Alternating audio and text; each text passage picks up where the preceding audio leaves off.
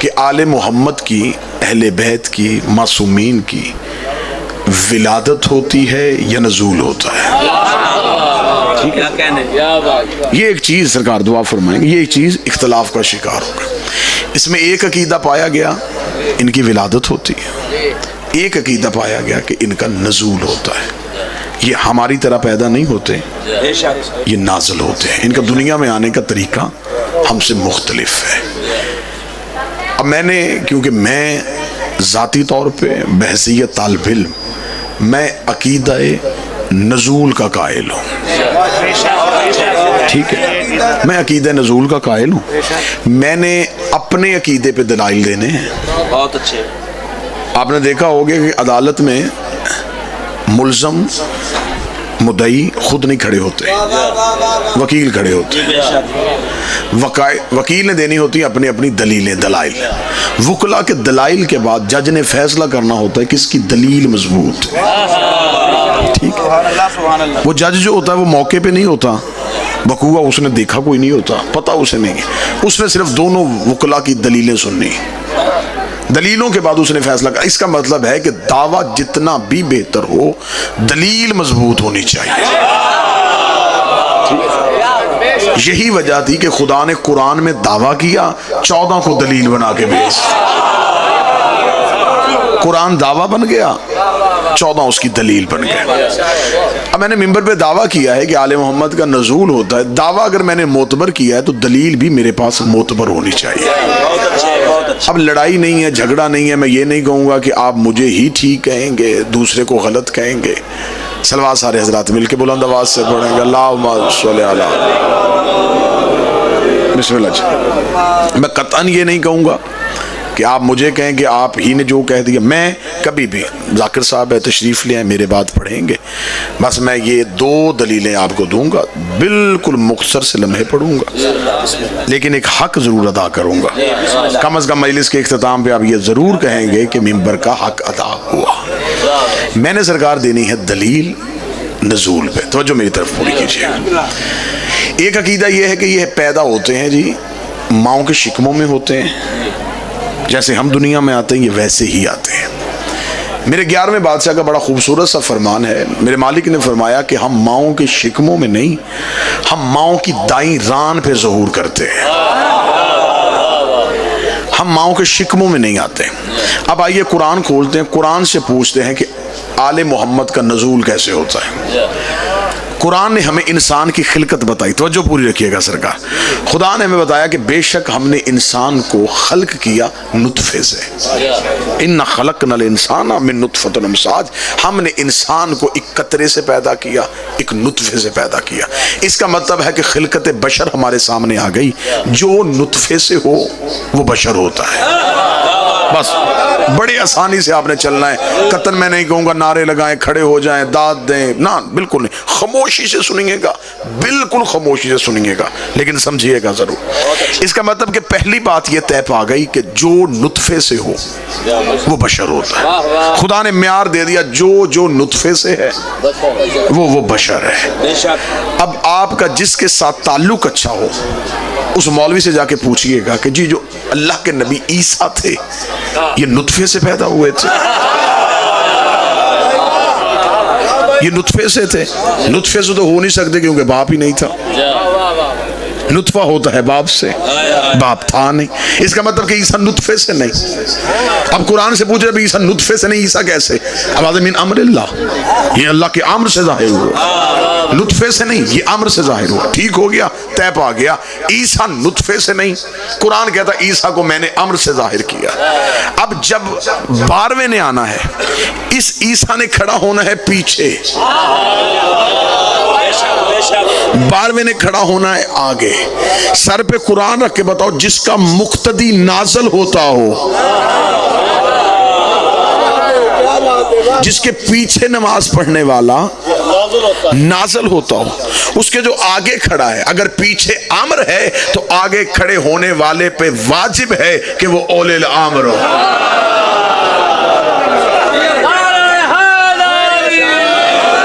یہ امر ہے، وہ اول الامر ہے، یہ نطفے سے نہیں، یہ بھی نازل ہوا وہ بھی نازل ہوا۔ یہ امر ہے، وہ اولی الامر ہے۔ پہلی دلیل عیسیٰ نطفے سے نہیں تو مالک عیسیٰ بھی نطفے سے نہیں ہو سکتا۔ دوسری دلیل، انسان جب دنیا میں آتا ہے، بچہ جب پیدا ہوتا ہے تو وہ برہنہ آتا ہے، اس کے جسم پہ کوئی لباس نہیں ہوتا، ایسا ہی عریان آتا ہے۔ یہاں پاکستان کے کسی مدرسے سے لے کے حوزۃ العلمیہ نجف الاشرف تک میں ذمہ داری لیتا ہوں، مذہب تشیع کی عربی، فارسی، اردو جتنی کتابیں چاہیں آپ کھول ماریں، آپ ایک دلیل نکالیے گا، ان 14 میں سے ایک بھی دنیا میں برہنہ نہیں آیا، ایک بھی دنیا میں برہنہ نہیں ہے۔ یہ لباس پہن کے آتے ہیں۔ اگر آپ سے کوئی مولوی پوچھے گا یہ لباس پہن کے آتے ہیں، آپ کے پاس اس کی دلیل کیا ہے، اس مولوی سے کہنا چھوٹی کتاب سے لے کے بڑی کتاب کھول، جب ان میں سے کوئی بھی دنیا میں آیا اس نے آتے ہی سجدہ کیا۔ سجدہ برہنہ نہیں ہوتا، لباس پہن کے ہوتا۔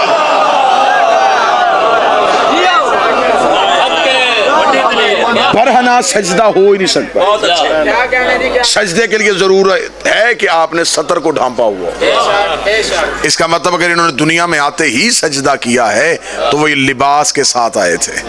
جس کا خدا نے اتارا تھا وہ اس لیے اتارا تھا، وہ ساکن جنت تھا، مالک جنت نہیں تھا۔ یہ لباس پہن کے دنیا میں آتے ہیں۔ یہ ماؤں کے شکموں میں نہیں ہوتے ہیں۔ آپ بغداد جائیں، بغداد میں نوابین اربع جو امام کے غیبت صغرا میں امام سے جو ملاقات کرتے تھے، ان میں سے مولا کے ایک نائب تھے، ان کا نام تھا عثمان بن سعید، ان کا مرکز ہے بغداد میں۔ آپ ان کی قبر پہ جائیں سلام کے لیے تو ان کے سلام پہ 2 جملے بڑے خوبصورت لکھے ہوئے۔ بابی پہلا جملہ لکھا، سلام ہو اس پہ جو مہدی کی اتری ہوئی چادریں پہنتا ہے۔ کیا مقدر ہے، کیا نصیب ہے، سلام اس پہ جو مہدی کی اتری ہوئی چادریں پہنتا ہے۔ دوسرا سلام کمال ہے، دوسرا سلام لکھا، سلام ہو اس پہ جو اس راز سے واقف ہے کہ بطول کے گھر بیٹے کیسے آتے ہیں، جو اس راز سے واقف ہے کہ سیدہ کے گھر بیٹے کیسے آتے ہیں۔ خدا قرآن میں سورہ رحمان میں کہتا مرج البحرین یلتقیان، ہم نے 2 دریاؤں کو آپس میں ملایا، لا یبغیان، یہ آپس میں ملتے بھی نہیں، ان کے درمیان فاصلہ بھی رہتا ہے، لیکن ان میں سے لولو بھی آتا ہے، مرجان بھی آتا ہے۔ اب علماء تفاسیر نے لکھا کہ ایک بحر عصمت ہے، شہزادی کونین، ایک بحر ولایت ہے، امیر المومنین، دونوں کو ملایا، فاصلہ بھی ہے، ہر بات کھل کے بیان نہیں کی جا سکتی، اور لولو اور مرجان بھی دنیا میں آتے ہیں۔ ان کے ہاں دنیا میں آنا ماؤں کے شکموں سے نہیں۔ اب جو آپ کے چہروں پہ سوال ہے، اب میں نے وہ پڑھ لیا، وہ سوال یہ ہے کہ اگر ہم کسی کو دلیل دیں گے تو وہ ہم سے پوچھے گا کہ جناب محسن جو تھے یہ شکم مادر میں کیسے تھے۔ لہٰذا یہی بات میں آپ تک پہنچانا چاہتا تھا، یہی میرے آنے کا مقصد ہے، یہی مجلس کی نوعیت ہے۔ جناب محسن جناب سیدہ کے شکم میں نہیں، بی بی کے ہاتھوں میں تھے۔ 2 ماہ 10 دن حیات طیبہ تھی جناب محسن کی، جناب محسن ماں کے ہاتھوں میں تھے۔ نبی کی حدیث ہے، میری اور علی کی مثال ایسے ہی ہے جیسے موسیٰ کی ہارون کے ساتھ تھی۔ جناب موسیٰ کی اور رسالت مآب کی بڑی مماثلت ہے۔ جناب موسیٰ کی بھی ایک ہی بیٹی تھی، نبی کی بھی ایک ہی بیٹی تھی، موسیٰ نے مدائن ہجرت کی، نبی نے مدینے ہجرت کی، بہت ساری مماثلت ہیں۔ جناب موسیٰ کے وسیع ہارون، رسول کے جانشین علی، ہارون کے 3 بیٹے تھے، شبر، شبیر، مبشر۔ علی کے 3 بیٹے، حسن، حسین، محسن۔ مبشر جو ہارون کا بیٹا تھا وہ بھی بچپن میں طفلی میں دنیا سے گیا۔ نام ہوتا ہے، اسم ہوتا ہے مسمى کے آنے کے بعد۔ جناب محسن دنیا میں آ چکے تھے 2 ماہ 10 دن تک۔ دنیا میں ظاہری طور پہ رہے ہیں، ظاہری حیات طیبہ ہے. یہ شکم مادر کی روایت ہے، شکم مادر میں نہیں. یہ جو جملہ بی بی کا پڑھا جاتا ہے کہ بی بی نے کہا خدا ان پہ لعنت کرے جنہوں نے میرے جنین کو ساقط کیا، اس جنین سے مراد معاذ اللہ ثم معاذ اللہ ماں کے شکم میں بیٹا نہیں.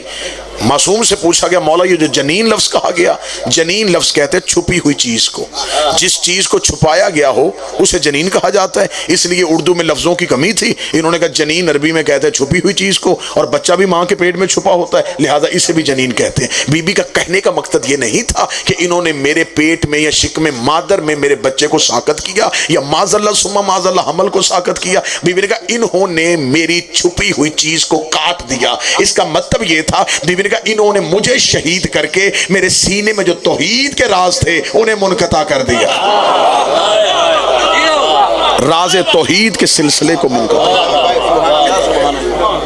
آل محمد کے اتنے راز ہیں جو ابھی تک دنیا کے سامنے کھل کے بیان ہی نہیں ہو سکے. جناب محسن دنیا میں آئے اور کتب میں جناب محسن کا مکمل تفصیلی ذکر آ گیا. اب بی بی ہاتھوں میں کیوں لے کے آئی تھی؟ عرب کا قانون تھا کوئی دروازے پہ کسی کو مارنے آتا اور اگر وہ بچے کو لے کے دروازے پہ چلے جاتے تو وہ لوگ دہلیز سے واپس چلے جاتے. اس کی دلیل آپ کو کربلا میں ملے گی. جب حسین کے گھر میں کچھ بھی نہ رہا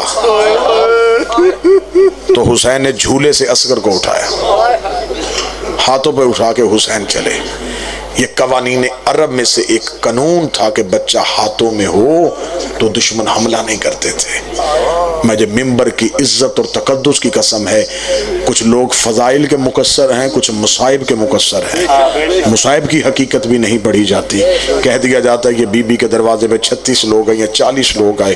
میں نے اپنی آنکھوں سے پڑھا ہے 7000 بندوں نے زہرا کے دروازے پہ حملہ کیا. کیوں آئے تھے؟ یہ قتل علی کے لیے آئے تھے. 7000 کیوں لوگ لے کے آئے؟ تاکہ قتل علی کسی ایک ہاتھ پہ نہ آئے. ہم شور کر دے کہ جیسے عثمان کا قتل ہوا ویسے ہی علی قتل ہو گئے. یہ قتل علی کے لیے دروازے پہ آئے. یحییٰ ابن کعب مدینے کا رہنے والا خود روایت کرتا ہے، وہ کہتا اس دن مدینے کی گلیوں میں گھوڑے لشکر دوڑ رہے تھے.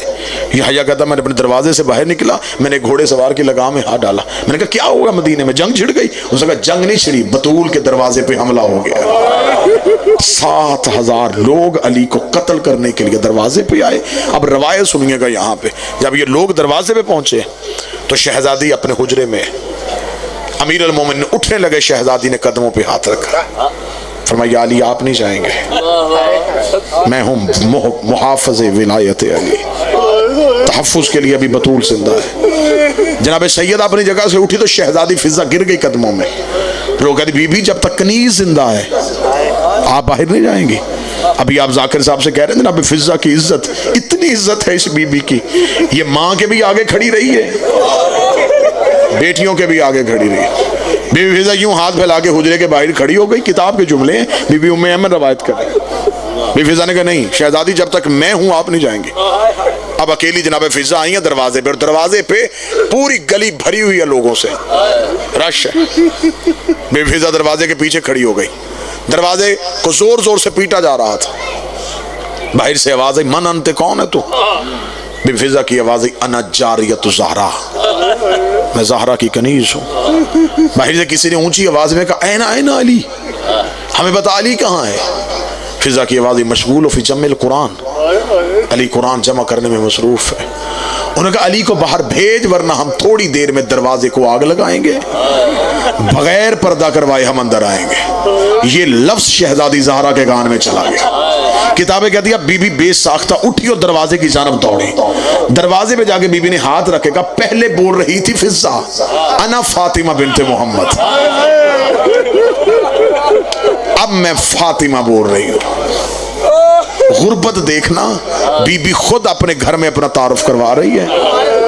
کل کو یہ نہ کہے ہمیں نہیں پتا تھا کہ اندر کون کھڑی ہے. بی بی نے کہا میں فاطمہ بول رہی ہوں. میرے دروازے پہ کیوں آئے ہو؟ انہوں نے کہا علی سے بیعت لینا چاہتے.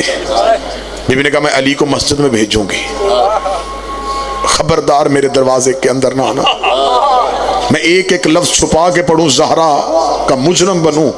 جب بی بی نے کہا نا میرے دروازے کے اندر نہ آنا، باہر سے ایک بندے کی آواز آئی، زہرا علی کو باہر کیوں نہیں بھیج رہی؟ فرمایا علی مسجد میں آئیں گے۔ اس بے غیرت کا اگلا جملہ تھا، زہرا عورتوں جیسے بہانے نہ کر۔ اتنا کہنے کے بعد اس نے کہا میں دروازے کو آگ لگانے لگا ہوں۔ جب کہا نا آگ لگانے لگا ہوں، بی بی فاطمہ نے رو کے کہا آگ نہ لگانا، میری زینب بڑی چھوٹی ہے، میری بیٹیاں چھوٹی ہیں، تمہارے شور کی وجہ سے میری بیٹیاں ڈر گئی ہیں، خبردار دروازے کو آگ لگانے کا نہ کہنا۔ جب آگ لگانے کا نام آیا، اب جملہ جو میں پڑھنے لگا ہوں، اب کتابیں کہتی ہیں بی بی بے ساختہ حجرے کی طرف دوڑی ہے۔ جب مشکل بن جائے تو مرد تلوار لینے دوڑتا ہے کہ حملہ ہو گئے۔ جب بی بی بے ساختہ دوڑی، فضا کی آواز، شہزادی کہاں جا رہی ہے؟ بی بی آواز، جلدی سے مجھے میرا محسن اٹھا دے۔ محسن کو ہاتھوں پہ لیا، بی بی دروازے کے پیچھے کھڑی ہو گئی۔ بی بی دیکھ دی میری ہاتھوں میں میرا بیٹا محسن ہے، میں تمہیں کہتی ہوں میرے گھر کے اندر نہ آنا۔ اتنا کہنا تھا، ایک بے غیرت نے دروازے کو ٹانگ ماری، جلتا ہوا دروازہ بطول پہ آیا، بی بی کے ہاتھوں سے محسن زمین پہ آیا۔ بی بی محسن اٹھانے کے لیے جھکی تھی، یا بی بی کے پہلو پہ لوہے کی میخیں آئی۔ دروازہ اٹھنے کے بعد شہزادی نے دیکھا محسن کے منہ سے خون آ رہا ہے۔ بی بی کی آواز ہے یا علی، محسن شہید۔ اللہ لعنت اللہ۔ صدقے صدقے صدقے۔